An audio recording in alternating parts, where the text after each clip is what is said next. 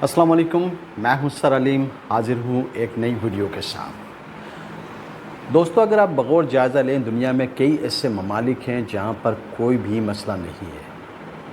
मसला ना होने की वजह क्या है? वो ये है कि वहां पर एक सिस्टम है, वो अपनी ज़िंदगी उस सिस्टम के तहत गुजार रहे हैं।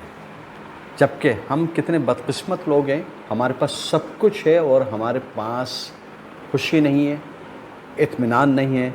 उसकी वजह क्या है? उसकी वजह यह है कि हमारे पास कोई भी सिस्टम नाम की चीज़ नहीं है।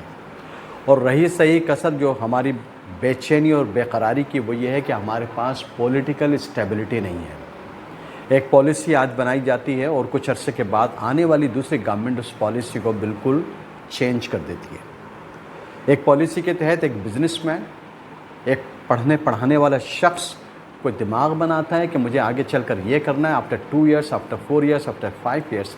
लेकिन जब वो कदम उठाता है, यानी कि एग्जीक्यूशन ऑफ वर्क करता है, तो पता चलता है कि ये पॉलिसी ही चेंज हो गई। इस पॉलिटिकल स्टेबिलिटी ना होने की वजह से, सिस्टम की स्टेबिलिटी ना होने की वजह से एवरीवन इज़ पेइंग प्राइस। इसकी रीज़न क्या है? उसकी रीज़न ये है कि हमारा मुआशरा एंटी प्रोग्रेस है, हमारा मुआशरा एंटी सिस्टम है, हमारा मुआशरा एंटी बिज़नेस है। हम बिज़नेस को फलता फूलता नहीं देख सकते। और अगर कोई शख्स अपनी मेहनत के बलबूते पर कामयाबी हासिल करता है और उसकी कामयाबी में अल्लाह ताला दिन दुगनी रात चौगनी तरक्की देता है, तो हमें बेचैनी हो जाती है। हमारे माशरे का एक शख्स या इदारा इतना बेचैन हो जाता है कि ये किस तरीके से कामयाबी हासिल कर रहा है, लिहाजा इसको तबाह व बर्बाद किया जाए। तबाह बर्बाद करने के तरीक़े क्या होते हैं कि हम ऐसी ऐसी पॉलिसीज़ मार्केट में लेकर आते हैं कि बिजनेसमैन सर पकड़ के रह जाते हैं कि अब अपने बिज़नेस को कैसे बचाएं और चलने वाले सिस्टम को जारी कैसे रख सकें। अगर हम बगौर अपना जायज़ा लें तो आप देखें, हम हंस तो रहे हैं लेकिन खुश नहीं हैं। हमारे पास दौलत तो है लेकिन इत्मीनान नहीं है। उसकी वजह क्या है? उसकी वजह यह है कि हमारी सोच में, हमारी फ़िक्र में, हमारे ख़याल में स्टेबिलिटी नहीं है। हम अपनी ज़िंदगी किसी भी सिस्टम के तहत नहीं गुजार रहे। अगर आप देखें कि अगर कोई शख्स कामयाब हो गया तो हम फिर क्या करते हैं? अगर हम देखें उसका लिविंग स्टाइल, उसकी कामयाबी अगर हमसे मैच नहीं कर रही, तो फिर हमारे पास एक ही तरीक़ा है और वो है कैरेक्टर असैसिनेशन। किसी भी शख्स की किरदार कशी करना, यानी फ़ौरन हम पिछले गड़े मुर्दे उखाड़ना शुरू कर देते हैं कि ये तो ऐसे थे, इनके आबा व अजदाद ऐसे थे, ये तो हमारे सामने इतने गरीब थे। उसकी वजह क्या है? उसकी वजह यह है सिर्फ़ और सिर्फ जेलसी फैक्टर। वो जेलसी हमें खुश होने नहीं देती कि इसकी कामयाबी को हज़म कैसे करें।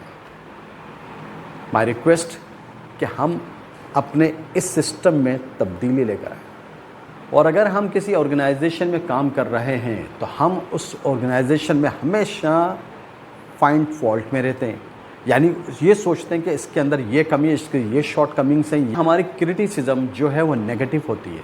हम कभी भी ये नहीं सोचते कि पॉजिटिव बात करें। मैं इसकी मिसाल यहाँ पर ये दे सकता हूँ कि मेरे एक जानने वाले हैं, वो एक प्राइवेट कंपनी में काम करते हैं और अरसा 25 साल से काम कर रहे हैं। या आप यकीन करेंगे, मैं जब भी उनसे मिला, जब कभी भी उनसे मेरी मुलाकात हुई, उन्होंने सिर्फ़ और सिर्फ अपनी कंपनी की, अपने डायरेक्टर की, अपने कंपनी ऑनर की सिर्फ शिकायत की है। लेकिन जब मैं उनसे पलट के सवाल करता हूँ कि क्या आपने कभी कंपनी को छोड़ने की कोशिश की? अगर आपको शिकायत है तो आप कंपनी को छोड़ दें, लेकिन आप तो अरसा 25 साल से यहाँ कंपनी में काम कर रहे हैं। अब उस कंपनी क्या करती है? वो कंपनी अपने काम की वजह से उनको आउट ऑफ कराची भेजती है, किसी भी शहर भेज देती है। उनको ट्रैवलिंग अलाउंस मिलता है, डेली अलाउंस मिलता है उनको। अगर वो ज़्यादा दिन रुक जाएं वहाँ पर तो बेचैन बेकरार होते कि मुझे वापस बुलाओ। और अगर यहाँ पर उनको कराची में ही स्टे करवा दिया जाए और वो लॉन्ग स्टे हो जाए तो फिर उनको ये शिकायत होती है कि मुझे कंपनी बाहर नहीं भेज रही, अब मैं क्या करूँ? तो मैंने उनको मशवरा दिया था। उनको मशवरा ये दिया कि भाई आप कोई और काम कर लें, इस कंपनी को छोड़ दें। या फिर याद रखिए, आप एक वक्त ऐसा आ जाएगा, आज आप कंपनी नहीं छोड़ रहे और एक वक्त ऐसा आएगा कि कंपनी आपको छोड़ेगी लेकिन आप कंपनी छोड़ना नहीं चाहेंगे, जैसे कि अभी नहीं छोड़ रहे। और फिर उस वक्त ये आपकी कैफियत ये होगी कि मुद्दत हुई सयाद ने छोड़ा भी तो क्या, ताबे परवाज़ नहीं राह चमन याद नहीं। کہ جب کمپنی سے نکلنے کے بعد آپ کو پتہ ہی نہیں ہوگا کہ میری عمر کیا ہو گئی اور اب مجھے کرنا کیا ہے۔